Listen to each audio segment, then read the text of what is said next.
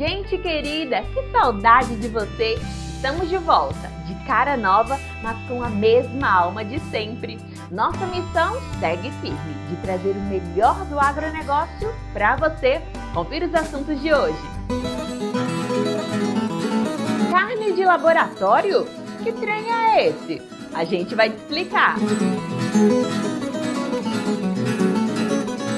Como fazer a poda da bananeira do jeito certo? Uma família do Mato Grosso que produz muito o ano todo. Como manter o solo sempre rico e preparado?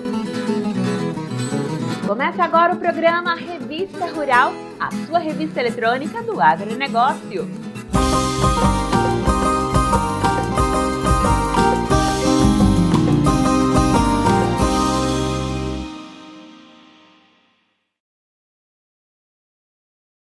Carne de laboratório. Parece coisa de ficção científica, né? Mas saiba que ela já existe e os técnicos da Embrapa vêm trabalhando para que se torne um produto comum nas prateleiras dos supermercados.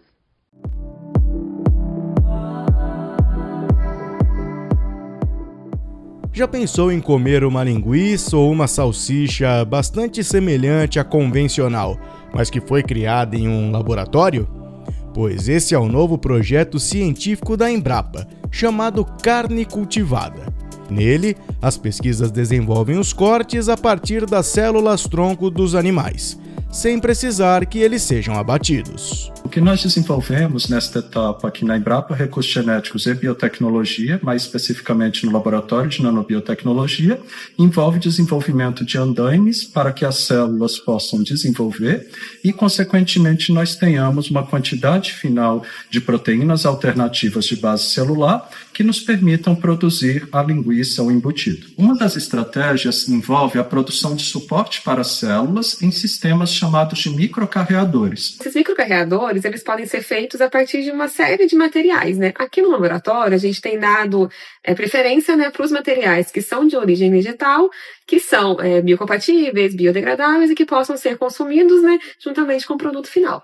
Outra estratégia possível e que nós empregamos é o uso de suportes baseados numa técnica chamada eletrofiação, onde proteínas são empregadas na confecção de superfícies muito similares àquelas encontradas em produtos carnos. Os scaffolds eletrofiados estão sendo produzidos a partir de biomateriais comestíveis, principalmente biopolímeros de origem vegetal, que fazem bastante sentido no contexto da produção de carne cultivada e permitem que essas estruturas comestíveis sejam incorporadas nos alimentos de carne cultivada e passem a fazer parte desse novo alimento.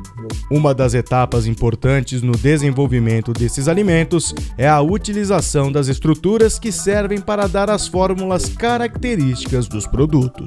O que nós temos feito é desenvolver películas de base vegetal que serão utilizadas para conferir a forma e a estrutura das linguiças que serão produzidas utilizando as células cultivadas. Essa é a primeira etapa para a produção da carne cultivada, onde nós fazemos os isolamentos das células. Aqui no laboratório produzimos carne cultivada de bovino, de suíno e de frango. Aqui utilizamos os ovos férteis para fazer o isolamento das células de frango. Esse é o nosso segundo laboratório de carne cultivada. Nesse laboratório nós escalonamos a nossa produção, isto é, produzimos grande quantidade de células para produzir assim a carne cultivada. Depois que a linguiça estiver pronta, ela será submetida a diversas análises. Vamos avaliar a composição nutricional, garantindo que ela seja segura para consumo humano. Esse é o nosso biobanco de células. Aqui as células dos animais ficam armazenadas a menos 150 graus.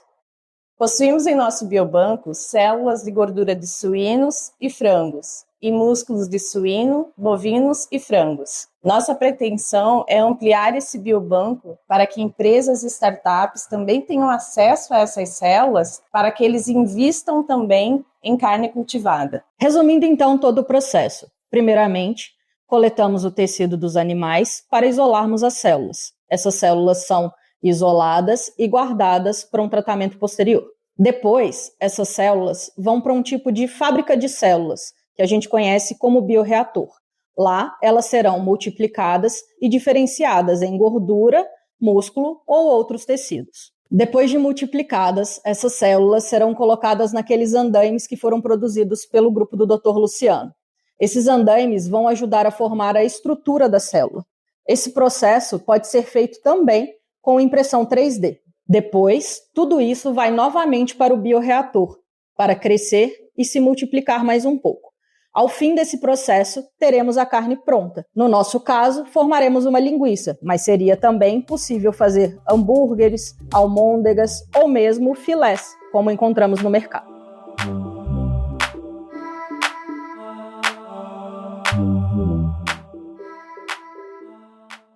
E aí, você incluiria a carne sintética no seu cardápio? Comenta aqui embaixo, estamos curiosos para saber sua opinião. A banana é uma cultura perene, mas o manejo dos pés é muito importante para garantir a produtividade e não correr o risco de perder o bananal de uma safra para outra. Ter um pé de banana em casa é garantia de cachos todos os anos. O único cuidado é fazer uma poda a cada ciclo, garantindo às novas plantas condições para produzir bem. Embora simples, o processo requer um pouco de atenção. É o que explica o especialista da Emater Minas. A gente está aqui com uma touceira de banana. Geralmente nos pomares domésticos é assim que ela se encontra. É muito adensado, sem nenhum padrão de corte, nenhuma poda feita. O pessoal geralmente planta e deixa ela crescer. Isso é errado porque abaixa a produtividade dela. Então a gente não vai ter produção todo ano, além de reduzir o tamanho do cacho, vai ter as bananas vão ser menores. Então o aconselhável é o seguinte, aqui ó, para demonstração, a gente tem, essa aqui é a avó, essa aqui é a avó que deu origem a 2 bananas irmãs. O indicado é não deixar irmãs, porque uma compete com a outra. Então, teria que ter sido feito essa poda, né? Quando ela emitiu brotação, igual emitiu aqui, ó, que são as netas. Essas netas aqui, o ideal e o indicado é só deixar uma, porque a bananeira é uma cultura itinerante. Ela anda de acordo com o passar do tempo. Então a gente vai selecionando que ela vai vir andando aqui, ó. Ela vai seguindo um percurso. Então o que a gente faz? A gente vai retirar essa banana aqui que já teve produção, não conseguiu produzir, que é a avó. Essas 2 irmãs a gente vai selecionar a que está em produção, que é essa aqui. Vai retirar a irmã dela que está competindo. E aqui são as netas. A gente vai escolher a mais... Geralmente o pessoal pensa que a gente escolhe a mais vigorosa, mas não é. É a que tem essa folha em formato de agulha, que é a mais indicada. Porque geralmente em formato de agulha ela não suga tanto, então ela não vai puxar tanta nutrição da planta que já está em produção.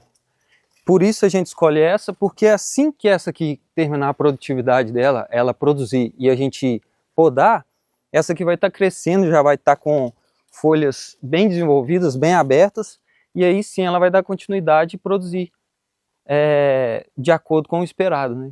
Bom, então a gente vai começar as podas aqui da forma que tem que ser feita no pomar aí de casa. Essa aqui, ela já tá bem velha já, ela já tentou produção. Essa aqui é a avó. Então a gente vai cortar ela o máximo que a gente conseguir aqui embaixo e fazer uma espécie de concha, porque vai acumular água ali, vai proteger contra o bicho da bananeira e não vai deixar ela brotar novamente através dessa concha que a gente vai fazer. Então a gente corta, geralmente é bem pesado, não é um serviço muito levinho.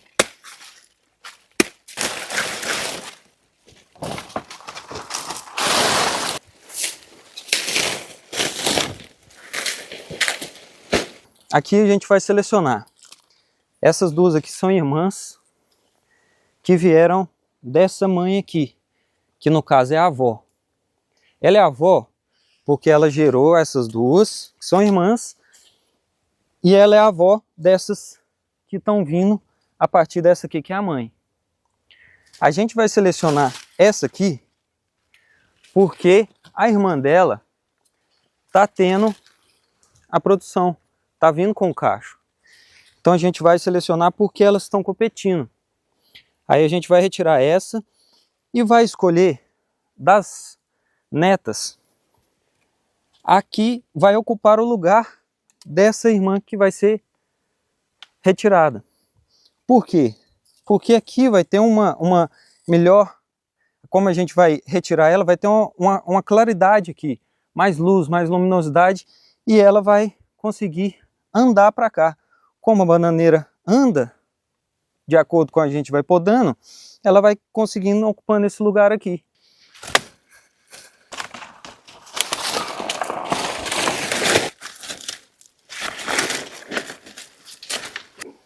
É isso aqui que eu estava querendo mostrar. A gente tentar deixar aqui um formato de cálice, uma concha, onde essa água toda vai ser empoçada e vai favorecer a proteção dessa bananeira. Ela não vai dar aqui o bicho da bananeira, que é uma praga severa dela. Então a gente tenta deixar de forma que aqui forme uma concha, onde vai empoçar uma água. Agora, essas aqui são as netas. Elas são netas porque vieram da planta mãe. Elas, aqui vocês conseguem ver que é a inserção dela, ela veio dela. Então a gente vai selecionar entre essas três, a mais, que está com o formato mais agulhinha. Ela, desse jeito, ela não está puxando muita nutrição da planta mãe. Então ela não vai competir com a produção do cacho. Aí a gente vai selecionar essa aqui, vai retirar essa. Não precisa ter dó, a gente não está fazendo mal à planta.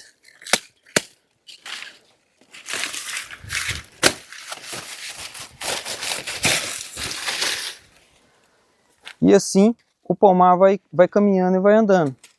A gente faz esse processo com essa touceira toda, para deixar ela o mais limpa possível e sempre mantendo no máximo 2 ou 3, que é o máximo de plantas da família, vamos dizer assim. A gente pode também tem que dar uma limpada nessas folhas que estão bem secas, a gente limpa elas todas. Essas folhas aqui já não fazem mais fotossíntese, então não tem serventia nenhuma. Elas vão funcionar muito bem para cobertura morta, para liberar nutrição para a planta. Esse coração aqui, a gente pode retirar ele, porque ele aqui só está puxando nutrição também, nutriente. Então a gente retira ele. Aqui a gente faz o desbaste também da última penca. A gente geralmente deixa uma banana só, para as outras pencas todas crescerem mais uniformes. E como a gente tirou o coração, é um porta de entrada de doenças. Então a gente deixa uma banana para, se acaso apodrecer, der alguma doença aqui, ela pega essa última banana e não alaça para todo o cacho, todos os cachos remanescentes. Então a gente deixa só uma, que vai ser a banana de sacrifício. Aí ela fica aqui. E a gente vai tirando essas outras secas. Para finalizar, com as duas, né? Essa aqui em produtividade, essa aqui vindo para produzir no próximo ano. Então daqui 11, 14, 16 meses no máximo ela já vai estar produzindo. E assim a gente vai ter um pomar que dura por mais tempo, ele consegue produzir por mais tempo e com melhor qualidade de frutos.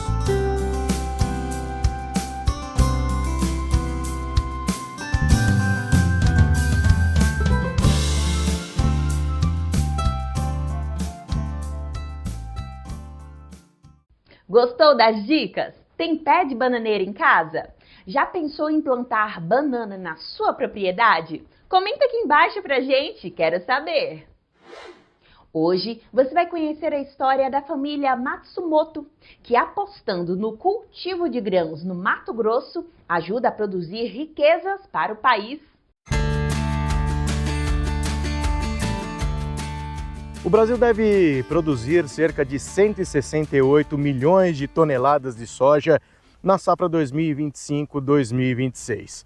Estamos no começo dessa produção. Para isso, tomar os devidos cuidados e adotar as melhores tecnologias ajudam o produtor, no começo de 2026, a ter a sua melhor colheita. Com uma história de muitos anos trabalhando no campo, a família Matsumoto investe em diversos setores do agronegócio brasileiro. Na cidade de Chapadão do Sul, em Mato Grosso do Sul, por exemplo, fica a Fazenda Confiança 1 e 2, aonde a soja verão e o milho safrinha são cultivados. Nós aqui, nessa propriedade mesmo, já 4 anos atrás, a gente conseguiu já em talhões fechado, passado da soja dos 3 dígitos que a gente costuma falar, né? Que a gente é dessa geração agora que a gente viu chegar a passar, a soja chegar nos 3 dígitos, acima de 100 sacos, aqui no caso a gente fala em hectare, né? 100 sacos por hectare. Então já há 4 anos que a gente conseguiu talhão fechado acima de 100 sacos por hectare. E o grupo Matsumoto a gente vem conseguindo já nos últimos anos aí, 4, 5 anos, fechar médias acima de 80 sacos por hectare. A gente tem um capricho muito grande, né? Para nós a empresa aqui também é referente nessa parte dos detalhes, do capricho, que para nós é muito importante, né? Fazer as coisas na hora certa e fazer muito bem feito. A região nossa aqui, né? Então antes do plantio, já há muito tempo antes, né? Já vem toda essa programação, né? E já esse preparo para realmente a gente conseguir colocar, né, essa semente no solo e a gente começar a iniciar essa nova safra, né?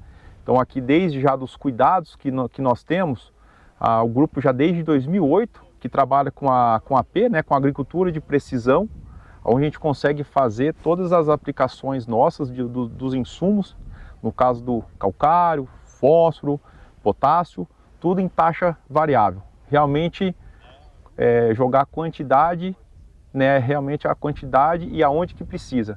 Então a gente poder ser o mais técnico possível, não jogar nem mais e nem menos, realmente o que precisa, o que está exigindo o nosso solo, nosso sistema. Quando a gente pensa em manejo de pragas e doenças, nesse estágio, nesse início de safra, qual que é o panorama? Agora nesse início, né, esse ano tá bem tranquilo. Hoje já com as tecnologias embarcadas, né, hoje a gente tem uma soja ultra tecnológica, já com os BT, com resistências, né, às principais lagartas, e também a parte hoje das resistências a vários herbicidas. Então agora nesse manejo, né, pós-plantio, nós daqui a pouco também já iniciar as primeiras aplicações, né, na verdade já iniciamos também as primeiras aplicações de fungicida, e então assim ainda tá um ano bem tranquilo, né? Agora daqui para frente vai começar a intensificar um pouco mais. Para vocês aqui, quais são os principais inimigos no quesito de pragas e também quais são as principais doenças que vocês registram ao longo da safra? As pragas, né, as lagartas, né, que ainda as tecnologias ainda não são tão eficientes no caso da lagarta Spodoptera, né, e os percevejos, né, e alguma coisa pontual. Esse ano teve algumas áreas que deu um pouquinho de coró, às vezes tem áreas que dá algum pouco de problema da própria lesma, né? E a parte das doenças, septória, mancha-alvo, né? O cuidado realmente de proteger contra, né, também a ferrugem asiática. A adoção de tecnologia hoje não dá para o produtor de soja não partir para esse lado, né? Não, é fundamental, né? As tecnologias para nos trazer mais segurança e também trazer mais flexibilidade no sistema. E a gente realmente conseguir também produzir mais, com mais segurança e tentar sempre reduzir o nosso custo, porque não é só produzir, mas também qual que está sendo realmente o nosso retorno, né, para o negócio ser sustentável. Vocês aqui estão já chegando à terceira geração. Sim. No grupo, né? A família trabalhando.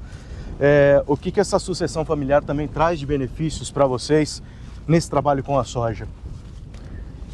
O agro, né, para nós é muito importante, realmente essa sucessão, que eu gosto de mudar um pouquinho essa palavra de sucessão para continuação.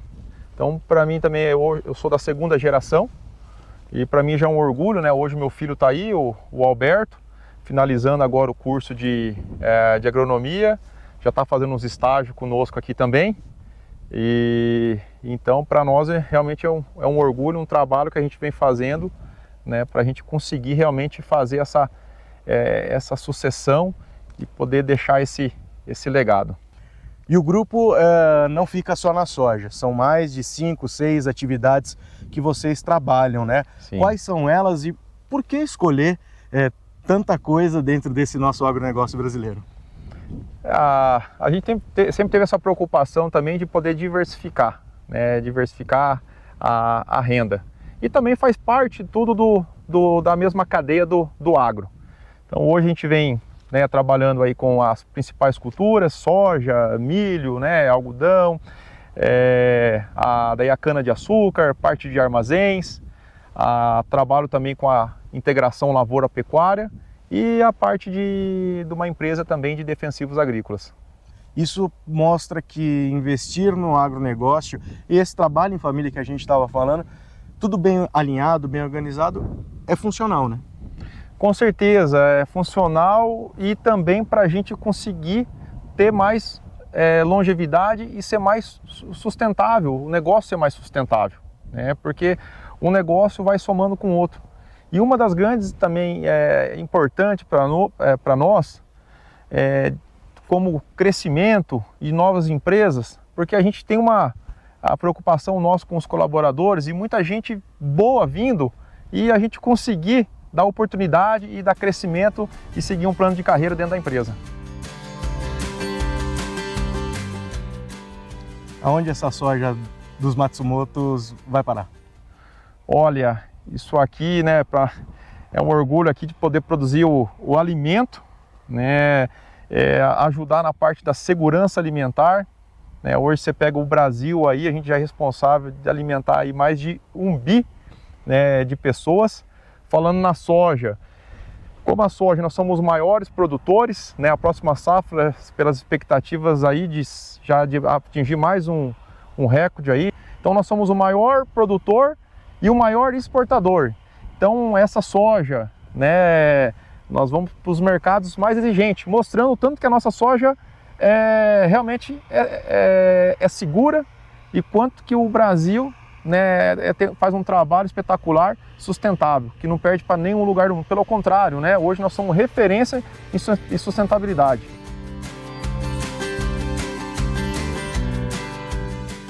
Roberto, eu queria que você registrasse para a gente aqui essa questão, como teu pai fala, da continuação familiar, né? Você chegando como essa terceira via da tua família, começando pelo teu avô, teu pai, agora você.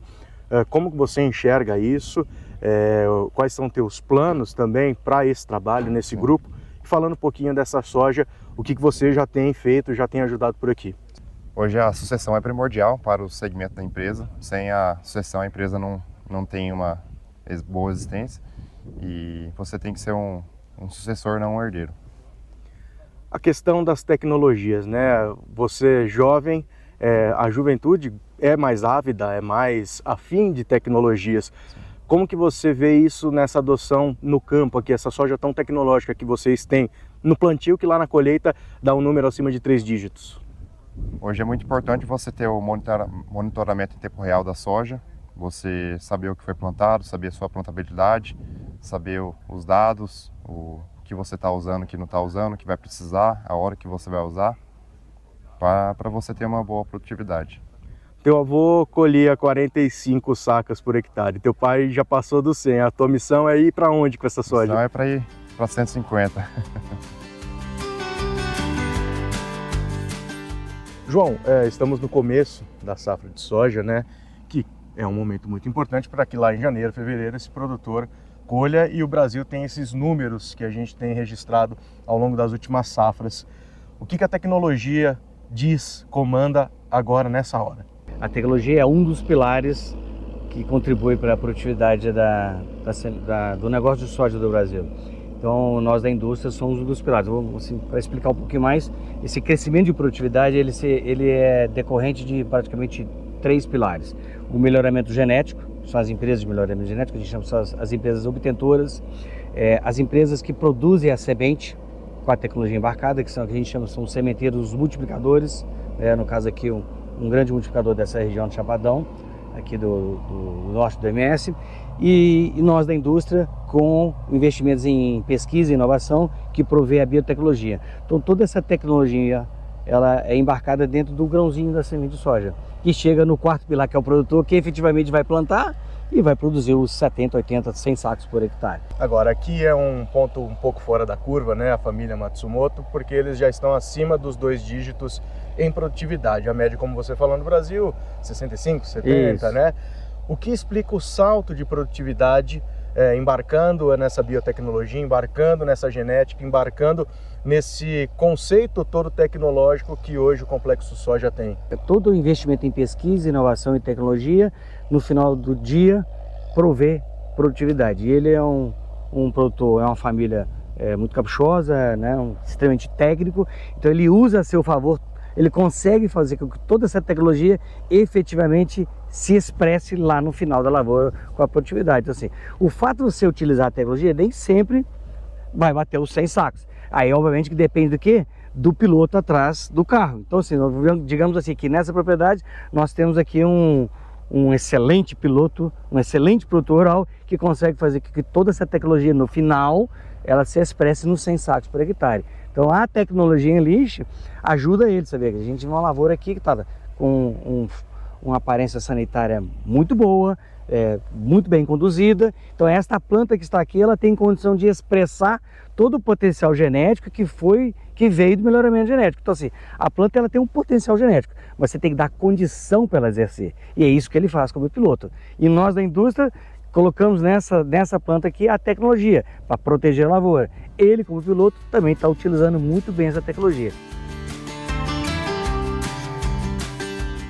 Tem um espaço muito grande ainda nós estamos em torno de 48 milhões de hectares de soja plantada no Brasil. Obviamente, existem diferenças ao longo de diferentes partes do país. Então, digamos assim que a adoção de tecnologia e a condução dessa tecnologia, obviamente, ela não é similar em todas as regiões de produção de soja. Então isso é um fator que precisa...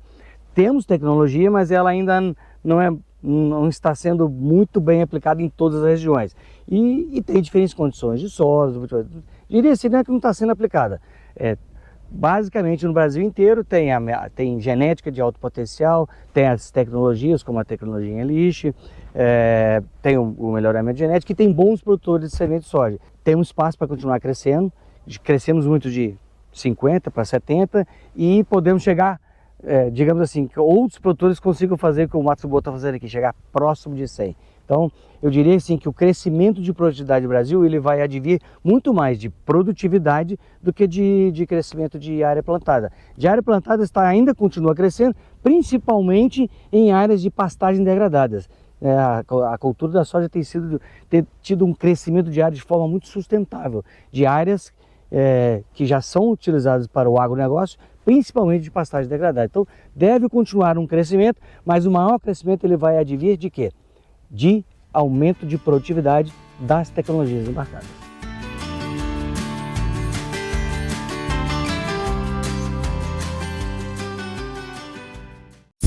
Queremos agradecer as mensagens de carinho dos nossos espectadores.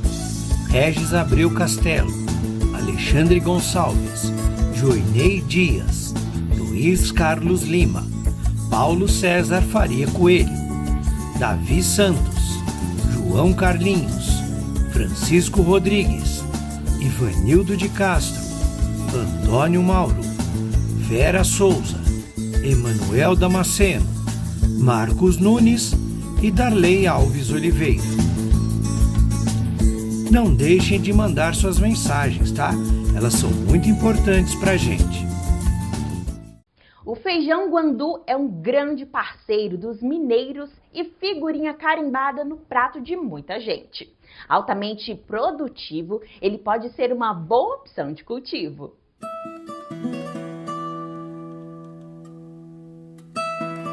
O feijão guandu, ou andu, ele é muito utilizado para adubação verde, né, porque ele é uma planta que ela recupera muito solo, ela retém nitrogênio do ar, ela é chamada de leguminosa e nas folhas dele contém muito nitrogênio armazenado, muita proteína. Ele é muito utilizado na culinária, pelo pessoal do norte de Minas, principalmente, onde a gente tem mais tradição no uso na alimentação humana, e também as folhas são usadas na alimentação animal. O feijão guandu ele pode ser plantado tanto em sulcos, né, quando se deseja fazer uma cortina vegetada, quanto em covas ou berços, como queiram dizer. Ele é uma planta que produz várias vezes no ano, mas ele geralmente leva em torno de 4 a 5 meses para produzir, sendo que ele pode ser podado, ele rebrota e produz as vagens novamente. Eu vou utilizar 3 tipos de fertilizantes corretivos, além da semente. O corretivo principal é o calcário. O calcário ele é fonte de cálcio e magnésio e ele corrige a acidez do terreno. Em seguida se coloca o adubo orgânico, aqui no caso eu tenho um composto orgânico, e a farinha de osso. A farinha de osso é uma fonte importante de fósforo, além de cálcio, que é utilizado para essas culturas orgânicas. E as sementes, né? O suco de plantio, então ele é feito a distância de 80 centímetros, um suco do outro. E ele tem 15 centímetros, né, de profundidade. A farinha de osso, a dose que eu utilizo é de 2 colheres para cada metro linear, né? Tá aqui a medida aproximada, né? Em torno aqui de 60 gramas por metro. O composto eu utilizo em torno de 1 quilo de composto, né, por metro linear. Eu utilizo então para cada metro linear em torno de 10 sementes, né? Quando a gente calcula aí que em torno de 8 vão vingar, né, que vão germinar, porque sempre há um percentual de perda. 4. Em seguida eu faço a cobertura, né, do suco com pouca terra, tá? Em torno aí de 3 a 5 centímetros, né? Quando o solo é mais arenoso, eu utilizo aí até 6 centímetros de solo para cobrir a semente. Quando o solo é mais argiloso, eu coloco menos terra. Nivelo o terreno. Tá pronto. Nessa época do calor, adianta, né? Você consegue aí com 5 dias a germinação. Quando começa a esfriar, ele demora um pouco mais, vai 1 semana, 10 dias para germinação. Agora eu vou utilizar o plantio em covas. Eles são distribuídos aí a cada 80 centímetros, entre linhas, e 40 centímetros de uma cova na outra. A partir do momento que eu fiz as covas, o terreno estando corrigido, né, não necessitando de calcário, eu já posso aplicar os adubos, né, e em seguida plantar. Quando for necessário calcário, eu faço a aplicação do calcário aí com 1 mês, 2 meses de antecedência. A farinha de osso, então ela vai ser utilizada uma colher de sopa para cada cova e em torno de 200 gramas do adubo orgânico para cada cova. São colocadas 3 sementes por cova, né, para a questão da germinação. Em seguida, eu tampo, né, essas covas com um pouco de terra, sempre cuidando para destorroar, não deixar torrões sobre o solo, né, para não atrapalhar a germinação. Essas culturas elas devem ser mantidas sempre capinadas até os primeiros 30 dias.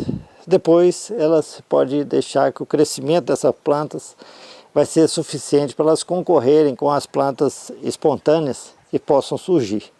É até importante que haja essa diversificação, porque melhora o sistema, quando é o sistema orgânico, melhora o sistema de produção, né? E há uma interação entre essas plantas que no sistema orgânico é muito, muito importante.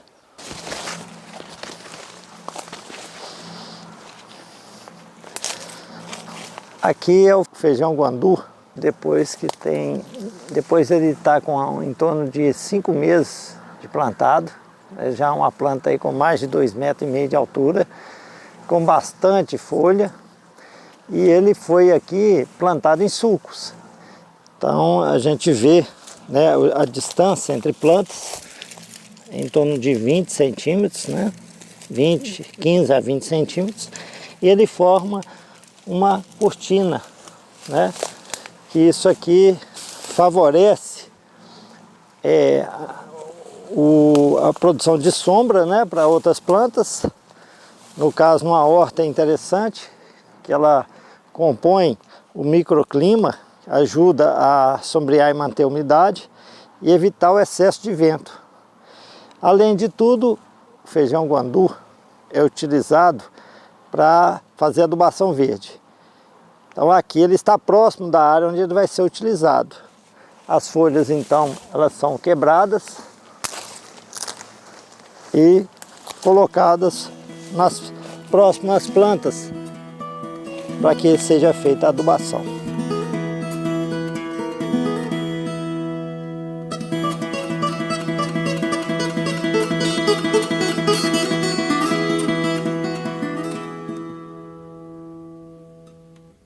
E aí, me conta, você conhecia esse feijão? Já comeu? Tô curiosa para saber.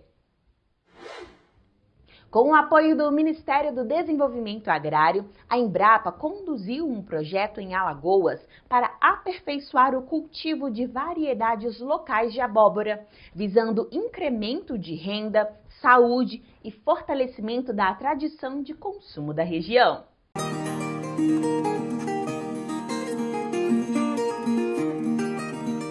A abóbora está presente no cardápio nordestino do café da manhã ao jantar. Fonte de fibras e sais minerais como manganês e potássio, é uma hortaliça pouco calórica, de fácil digestão e fonte de beta-caroteno, um pigmento de cor vibrante e precursor da vitamina A. No Nordeste, as duas espécies mais cultivadas são a abóbora, também chamada de abóbora comum, gerimum ou gerimum de leite, e o gerimum caboclo, conhecido como moranga em outras regiões do país. Além da tradição de cultivo e do consumo, a região Nordeste se destaca pela conservação das sementes das variedades crioulas de abóbora, conhecidas como variedades locais ou tradicionais, cujas sementes são mantidas pelos agricultores ao longo das gerações de plantio. Tanto o cultivo do gerimum de leite quanto do gerimum caboclo são realizados com as sementes das variedades crioulas, de forma tradicional e expressiva.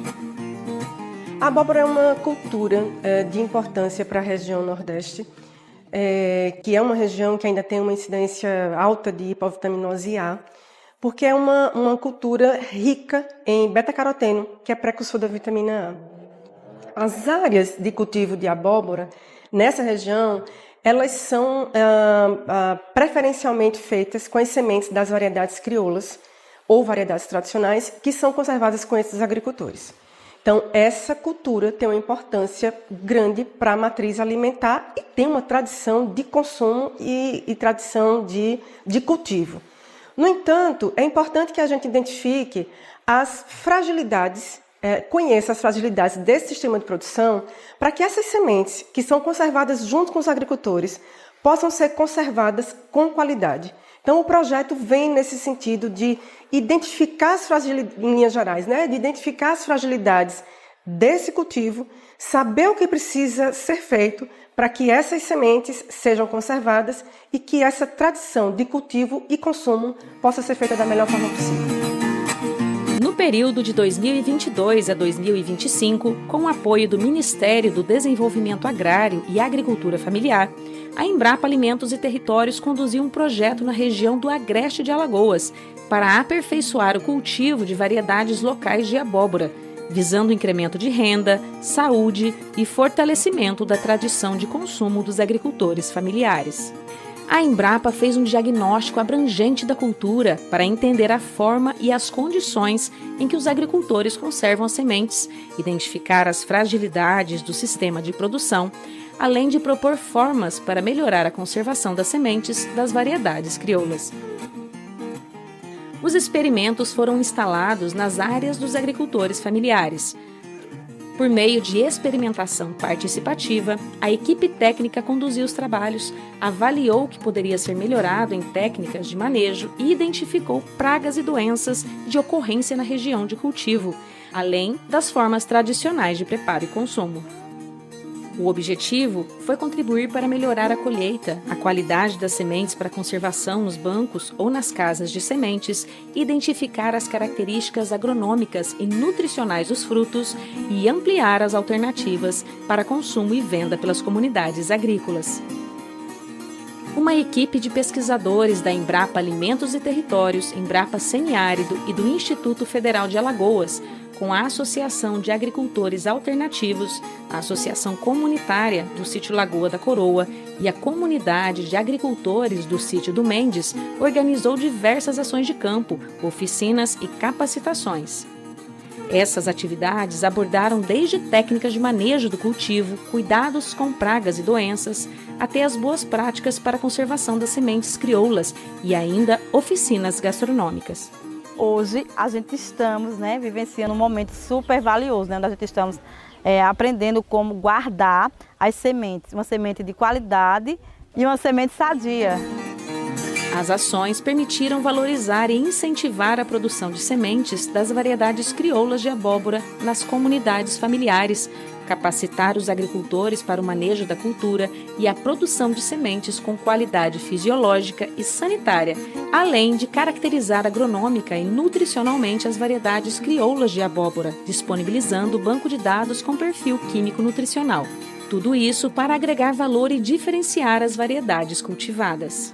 Nós viemos aqui hoje conversar com esses produtores, trazer algumas informações para que eles possam ter sementes de qualidade, porque nós temos diversos micro-organismos que deterioram, que causam danos às plantas, que diminuem a germinação das sementes. Então, existem algumas práticas de manejo, tanto no campo quanto para o armazenamento, que ajudam a reduzir a ocorrência desses micro-organismos e a gente pode ter, então, sementes com qualidade.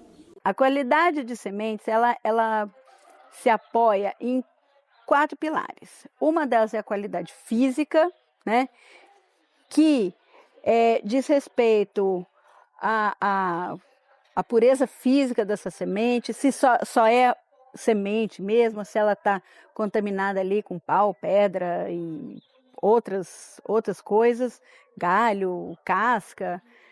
A qualidade genética, que diz respeito à própria genética, a própria variedade, a própria pureza genética daquela amostra.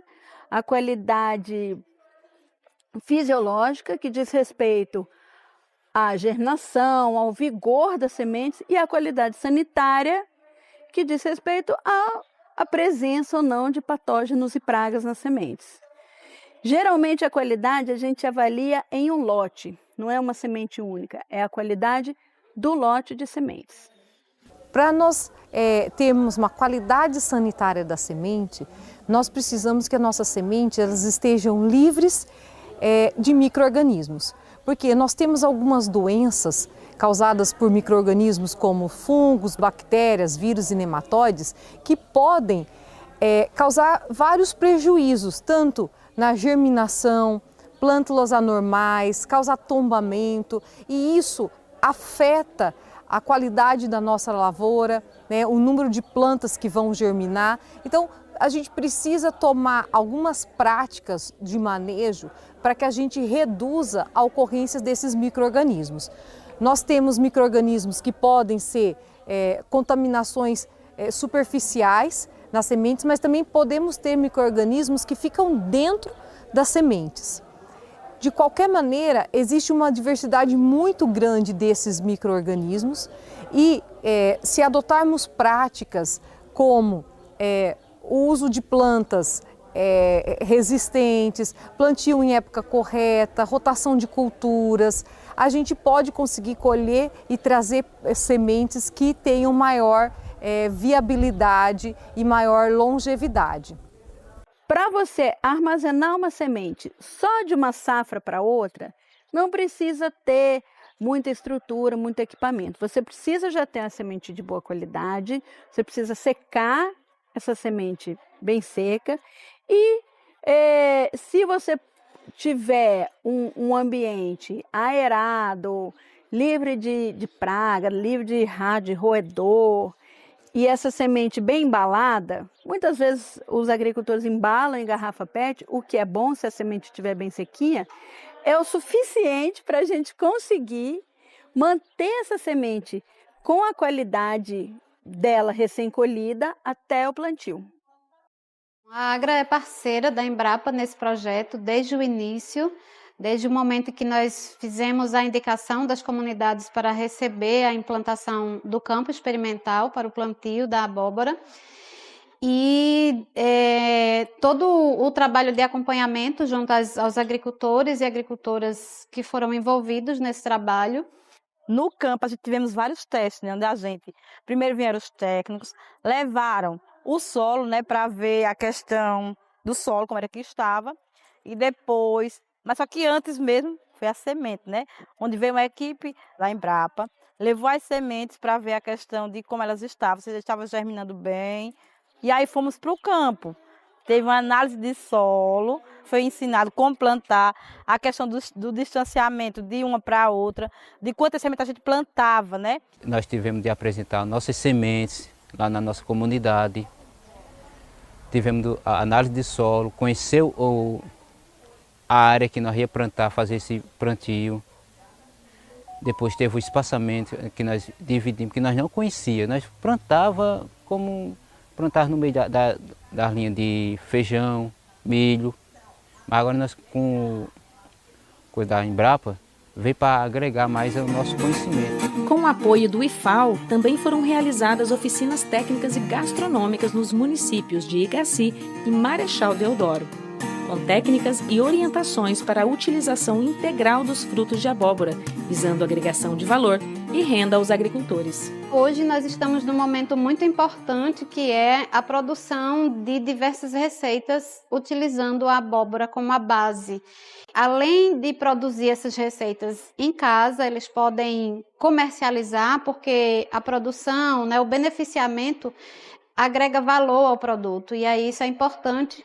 E um outro fator que eu considero muito importante também é o fato desses agricultores e agricultoras poder posteriormente multiplicar esse conhecimento que estão adquirindo, não só hoje, mas durante todas as fases do projeto.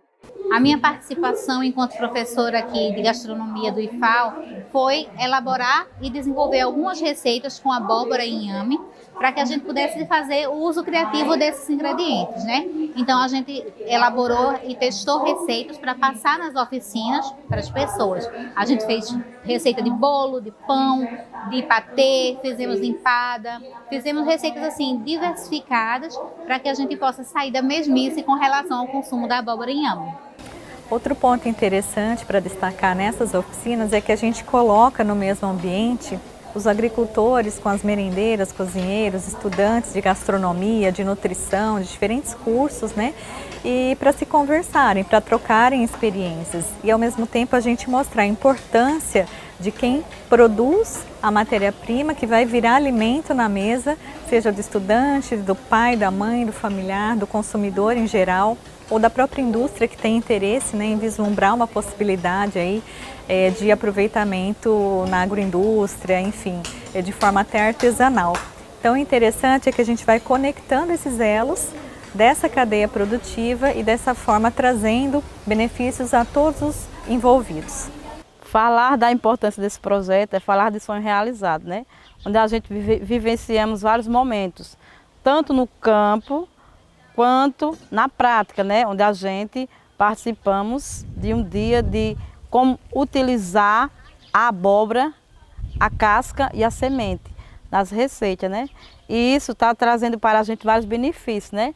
Onde a gente estamos agregando até a abóbora como valor nas nossas receitas e também no nosso cardápio, na merenda escolar, né? Onde eu sou agricultora, mas também sou professora. E dentro da sala de aula eu já trabalhei com meus alunos. Hoje está sendo para a gente mais um agregar de valor, pois a gente antes só comíamos a abóbora no cuscuz, né, ou no feijão. Mas hoje em dia a gente sabemos das N receitas que ela traz, né, onde a gente participamos com vários técnicos, com nutricionistas, onde elas levaram para a gente o reaproveitamento tanto da casca quanto da abóbora em si e da semente. Eu sou merendeira da escola em Coqueiro Seco há 27 anos e eu já faço uso, né, de muitos produtos da abóbora, do inhame, mas nunca tinha usado os dois agregados, né? Não sabia que ficaria tão gostoso como eu vi hoje a apresentação. Fiquei muito feliz em conhecer, né, que dá certo os dois. É muito bom a gente poder se aproximar da comunidade e além, né, levar a educação para além dos muros aqui da instituição e também poder contribuir um pouco, né, para a qualidade de vida e da saúde das pessoas. Hoje a gente fez aqui receitas diversificadas, tentando usar a criatividade para o consumo de alimentos que nós temos o hábito de consumir de forma muito tradicional, convencional, sempre repetido. Então, a ideia aqui foi fazer algo diferente, foi fazer receitas criativas que podem, inclusive, gerar renda, né, caso a pessoa queira vender esses produtos que nós ensinamos aqui. Esse trabalho ele é muito importante, porque é um trabalho que a gente já vem trabalhando lá na comunidade, desde o experimento plantando abóbora, que antes a gente só desperdiçava. E com esse trabalho de hoje, a gente só tem a ganhar para que possamos agregar mais valores junto de outras atividades que lá fazemos. Então, para a comunidade, para o grupo de mulher, é muito importante o beneficiamento da abóbora.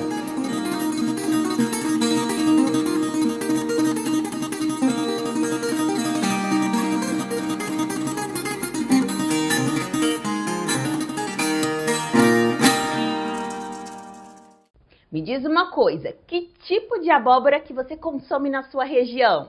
Qual a que você mais gosta? Mexe com plantio de abóbora? Pois conte aqui pra gente nos comentários.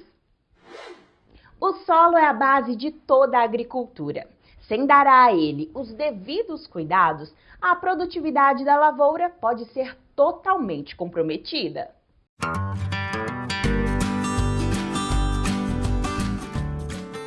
O solo é o alicerce do sistema produtivo.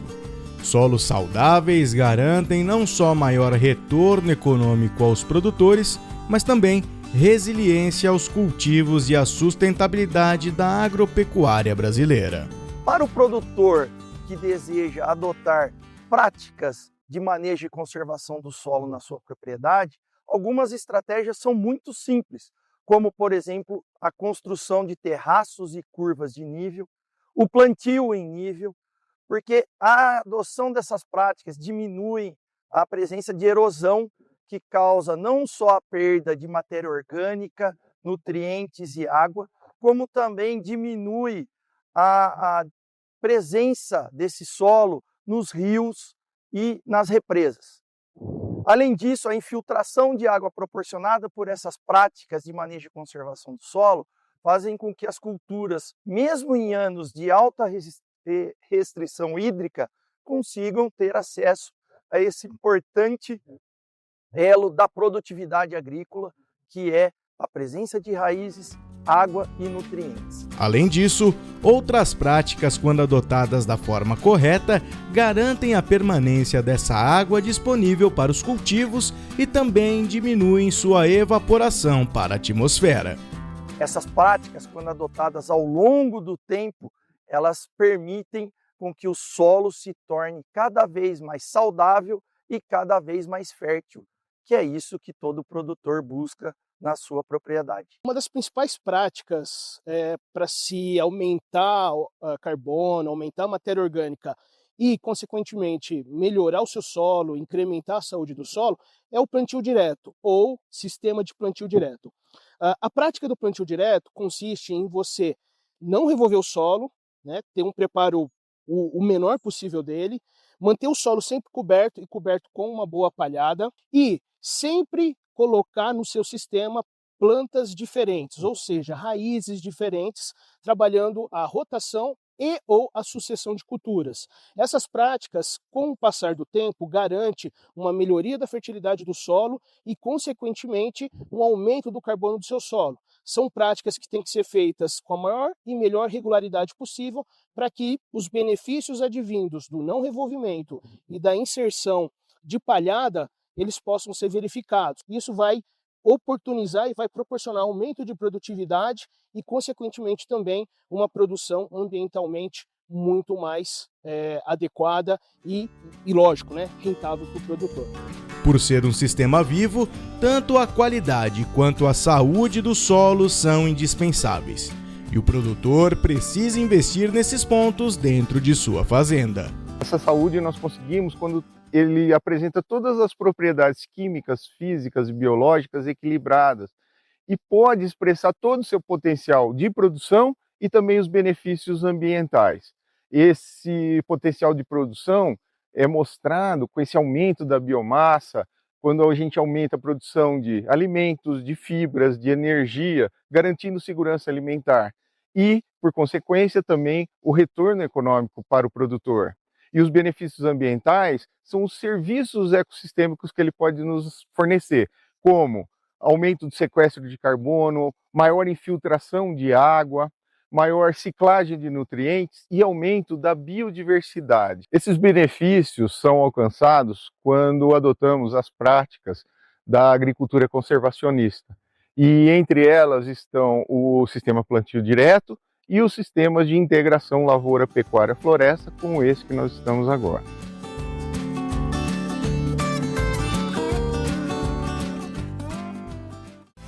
E aí, pessoal, gostaram das novidades? Então podem se preparar que ainda vem mais coisa boa por aí. A gente se vê de novo semana que vem, ok? Um beijo e até lá!